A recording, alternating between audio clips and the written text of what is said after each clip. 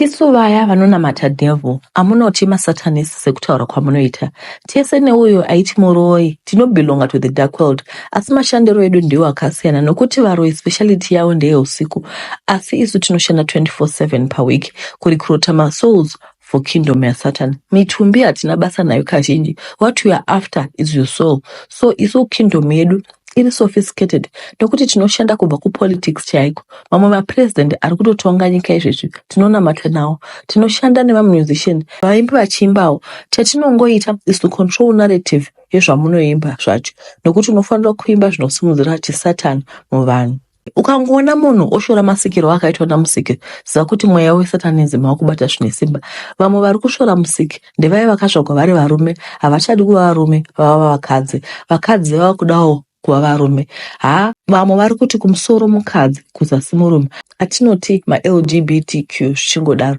Ndichazama kutsanangura pazasi apa the way yatinoshanda. Ane nzeve dzekunzwa ngaanzwe. Kwatakanyanya kubata kumakereke ndizvo hamuna kukanganisa kwerenga. Ndati takati tende kugara mumakereke, Satanism hakusi kugara pasi vanhu vachimwa ropa revanhu chete. Kwete, mumakereke titori nemapasta nemapastoress anenge achiuya vachiverenga Bible kupulpit, ende shoko vanenge vachitoriza 2 bed zvekutokota Bible. Vanoshanda sei mapasta ava? Basa ravo nderekumanipulata vatenderi, nokuti anenge ane doctrine raanenge achipusha. Doctrine risiri raMwari wechokwadi. Mufunge Satan anotoziva kuti Jehovah is a true living God. Nokudaro zvese zvinoitwa naSatan ndezvekupikisana neshoko raMwari. Ndezvekupikisana nemasikiro akaita zvinhu naMwari. So maenzanisa magays nemalesbian. Ndichatsanangura in detail pazasi apa. Munoona sei makava akapfeka makushe ehwai. Munovaona nemaitiro avo. Kana vari varume, vamwe vacho munovaona nekupfeka mhete vachimira mberi kwevanhu vachiparidza shoko, asi maitiro avo haasi kwaMwari. Namatirai mweya wediscernment wekuti mukwanise kuona kuti zvatakuitisiwa zvinondipinza denga here. Masikati maprofita aya vari kuparidza touch not the anointed one, kuitira kuti vanhu vasacrifice their flesh way of living. Handiti zvinonzi muranda washe should be humble. Manje vamwe mapastors nemapastors vatova mamini gods panyika, votoda zvekunamatiwa variwo. Asi vamwe vavo havabviri muzvipfeyo, vamwe havabvi kun'anga kuda kuwedzera mapower. Kwaunongoenda kunowedzera mapower sei iwe uchiclaima kuva true prophet? Ndotaura kuti vanoshandisa shoko to suit their own needs. Hanzi touch not the anointed ones. Who anointed them? When dambudziko raita mutendi wanhasi nderekuti oda kunamatirwa nomufundisi, mumba manje motongwa nemapasta. Izvo chigame chekumanipulata mind. Vamwewo ndivo vane maspiritual fathers kavanopiwa mapower nemaring emahandkerchief ekuti akangoweva vanhu vanopera kudonha muchechi. Handkerchief chaiyo igotonzi feel the power of Holy Spirit. Imika kwanaye. Holy Spirit haisi violent but speaks in a small still voice. Kana yekushanyira zvekuti wega you feel at peace. Kwete theater dziri kuitwa mumachechi dzekuti everything is a spectacle, drama on steroids. Isu sema-recruiters tinenge tichizviona tichikubabadzira tichiti doing a good job yekurecruita masouls for the devil. Hapana mutendi anonakidza senge ari tono ari lukewarm anoita half kutakura kwedhongi. Muchechi yanhasi maita dambudziko yema-Christians by day, traditionalist at night. Saka pakuda kuti muKristu asaneta, ndiri kunyora nyaya iyi nekuti ndaneta and my time is near. So ndoda kusiya ndavhura vanhu meso ekuti vaone zviri kuitika kunze uku. Gehena ririko. Ndati mungwarire kurivadzwa muri pano panyika nokuti manipulation inoitwa yakaoma. Vanoverenga Bible vakashunyika.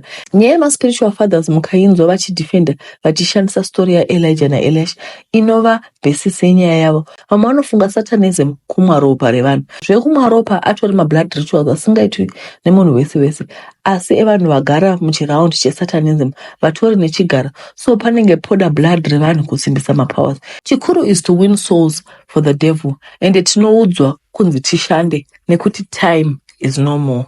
So mumakereke umu tinoshanda nenzira dzakasiyana-siyana kuvhima mweya yevanhu.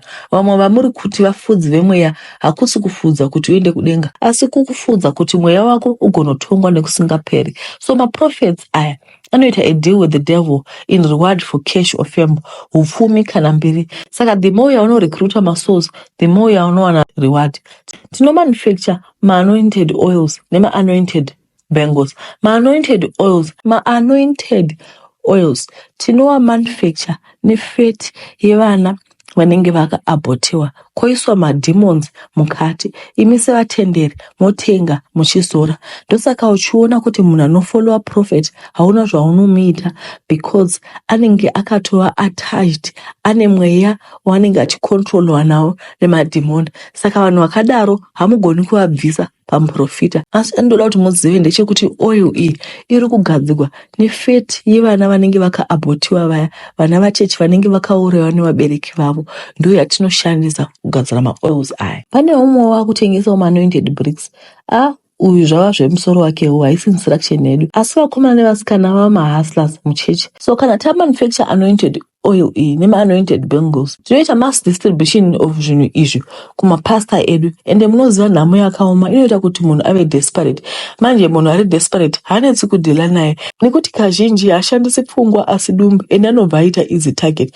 Vanhu vari desperate for mabasa, vanhu vari desperate for kuita mari, ende maprofits ekukingdom anobva amanipulata shoko kuti Mwari hafariri varombe.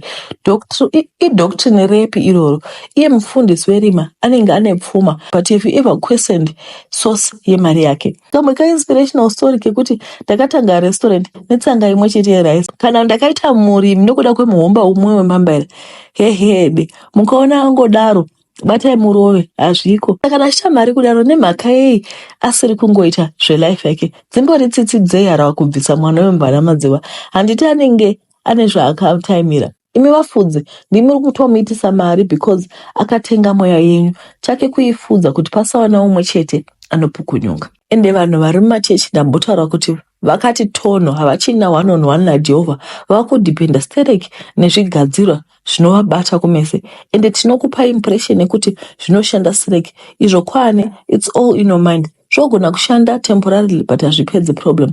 Zvafa nekuti mwana anochema nenzara opuwa sweet, anonyarara zvenguva iyoyo asi nzara haiperi. So Darkworld is designed saizvozvo kuti unopuwa temporary lift but no permanent situation. Ende ma-anointing oil anouya nemadhimeni anokufudza. Medzisiro unopedzisira kunamata asiri Mwari, wava reliant nezvinhu zvisina maturo. Ivo vafundisi verima havachatoti kusviba magadziko nekuti vakatoteya mari wavo kare. Vanotoziva kuti mweya yavo iri kunotsva nokuti zvinhu zvavanoita hazvina denga mukati, vari kutsvaka vekuenda nawo. Makamboona kuti iwo maprofita enyu embiri anenge ane masikandle asingaperi. Umwe aba Mwari, umwe abata mwana chibharo, umwe chipfewe chekutanga nechekupedzera, umwe anoita madeals anopisa asi asingavharirwi. It's all part of the strategy kuti zita ravo rirambe richitaurwa pamuromo yevanhu. Kumwe kwatakabata kuzvikoro tinongoda one devil worshipper, angave member of staff or mudzidzi anenge aripo. Kana ari Elena tinongomupa tumagift twekuti anopa vamwe vana vanodzidza navo. Once mwana kana hama yenyu yagamuchira that gift, zvedu zvinenge zvaita, tinenge tava ne point of contact yatokwanisa kushanda kuconnecta kune vadzidzi. Tinovinga mwana uyu anenge apiwa gift, touya tomutora, tomu-initiata kuti atangewo basa rekunamata Satani. Kune vanospecializa neropa, kozotiwo maritualist. Ndichatsanangura pazasi apo zvizere. Imi hamusati mamboona kuti misikanzwa yawanda vana vadiki, ende vana vadiki vacho misikanzwa yacho yava kunyanya, havachatsiuriki. Ende chatakagona kuita advocate for marights evana, kuti vana vasanyapudzirwa chero muzvikoro nematicha avo. Iyi generation takatopedza nayo, haina kwaichaenda. Iwe mubereki ogarden ukada kurova mwana anokusungisa masikati machena, kwasera waenda kuti here masikati machena. Chikuru chinodiwa naSatani ndechekuti vazhinji vaparare vasingazivi Jesu, vazhinji vaparare vari muzvivi. Kana zvadaro zvonaka sekutaura kwandamboita kuti isu mutimbo wako unlike varoyi hatinei nawo, sokuti varoyi vanozokudya nyama, isu target yedu is the soul, mweya wako. Why? Nokuti mweya ndiwo unogara nokusingaperi, saka mweya ndiwo watinoda. So tarirai zviri kuitika mumamana mugere kumafashion tiriko zvekaro, tisi tinodominata matrends. Madesigner anembiri takatotenga masouls avo kare in exchange for money and fame. Amunoti madesign acho mamwe anobva kwatiri directly under the sea chaiko, vamwe muri kutorasika kabisira. Ivo vanodesigner vacho vanenge vachitoziva zvavari kuita. Ndizvo zvimwe chete nemamwe mamusicians ane mukurumbira pano panyika. Tinovapa maresources ekushandisa tigovapromota kuti vave mainternational artists, kuitira kuti tigovapa content yekuimba dzimwe nziyo dzavo dzavanoimba dzinofanira kuglorify Illuminati, ende mamwe mavhidhiyo avo anenge ane masigns esatanism. Vakutevedzera zvimwe zvimasigns zvinenge zvichiitwa nemaartist, totobva taziva kuti uyu spirit yake takaibata kuti tsvi, haana kwaachaenda. Chero mamwe mashows handisi kuti ese, tinototuma madhimoni kuti anogara pane umwe neumwe wevanenge vari pashow aya, zvekuti paunozodzokera kumba kana pane ane mweya wekunzvera anobva atoona kuti pane zvakaminama pauri. Ndo price that artists pay for mbiri yaunowana. Futi tikaona kuti wakuda kuti tiza kana kuripenda kuti usati wasanika, tinocreata scandal yekuti pasi rese rizive, ende unodona zvine mutsinde kubva paunenge uri, zvekuti inozowa paiwepo dzigongoita sengano kuti kwaimbowana nhingi, nokuti Satani haana chaanokupa mahara. Ndoda kuti mupabatise ipapo. Chese unobhadhara one way or the other. Hakuna chinonzi free meal. Zvinhu zvake zvese zvine maconditions. Ndikakupa mari iwe uchandipa chakati. Ndopakabva mutauro uya wekuti never dine with the devil.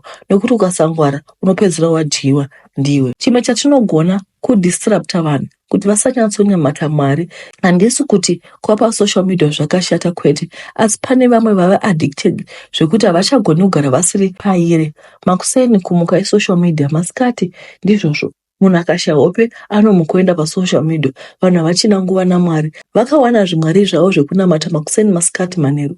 Nguva yekuverenga shoko raMwari haichawaniki. Munhu kungobata Bible hakutonzwa hope kana usimba, asi nguva yekuenda pasocial media haishayikwi kana nepadoko. Shoko raMwari ibenyu uye rinorarama. Ndati ane nzeve ngaanzwe. Muka seiko mhuri yeZimbabwe vedu yanga iti seiko Christmas ndonyaya yatawana muzuva ranhasi yakatumirwa, but ndiri kufunga kuti regai timboti kana mune mibvunzo yamunayo mungosiya mubvunzo, then ndova mubvunzo wangu wokutanga ndekuti how did she join. Handizoti mune imwe mubvunzo here, asi manzwawo kuti kwai zvizhinji zvinoitika ihondo iri pakati paMwari naSatani. Satani ane agenda yakewo yekuda kuti paachatsvawo kugena aindewo nemasouls akawandawo. Mwari wanenge achitiwo vana vanguwe kwandiri, saka tinotorarama muhondo. Isusu life yedu basically ihondo pakati between the good and the bad. Maudzwa kuti kwai kumaconcert amunoenda kune mamadhimoni, ende zvechokwadi pane mumwe munyori, ndichataura handisi kuzotaura zvakawanda, asi pane mumwe munyori aitaura kuti pamunoenda kumaconcert aya panenge pane madhimoni akawanda anogara pavanhu. Pane umwe wandakaona pasocial media pavakabva kurecent show yakaitwa kuJoburg, achitaura kuti pandakabuda kushow ikoko handina kuzombonzwa zvakanaka, havana kuzombonzwa zvakanaka kusvika muzuva ranhasi. Saka pane zvinhu zvakawanda zvinoitika zvatinenge tisingazivi. Isusu tiri kungorarama life yedu, but life is very spiritual and there's a fight going on for our souls, kuti one day pachadzokawo Jesu. When Jesus shall come with the clouds of the sky, tiwane eternal life. That is the main reason Mwari anoda kuti munhu wese aponesewe, asi Satani wanenge achiziva kuti iye is doomed ende iye hana future. One day iwo achazotsvawo kugehena. Saka anoda kutsva nevakawanda. Can God help us kuti tizive, timake a good decision? Can also God help us kuti tiwane time naMwari chaiyo? Let's learn to be people who are prayerful. Let's learn to have family worship, kutogara pasi nevana vedu tichinamata everyday, tisatarara makuseni patinomuka. Life yedu iri so busy, especially vanhu vanogarawo first world countries, ndoza kungogara muchingomhanya zvekuti unenge uchingori behind time. Let's try to make time yekuti tinge tinamatawo zvakare, nokuti kutongomuka unenge warara wakaneta utomuka uchimhanya wanonoka. Handimozviona wanonoka kubasa, wanonoka kupi, but let's learn to have time with God chaiyo. Kugara pasi woitawo hour uchiverengawo shoko, uchiverenga shoko raMwari. Feed your soul, take care of your soul. Handiri makuseni wanomuka umwe achinojoga, taking care of your physical health. You also have to take care of your spiritual health by spending time with God. Ndinokutendai vedu nekuteerera kwamaita, muve nezuva rakanaka.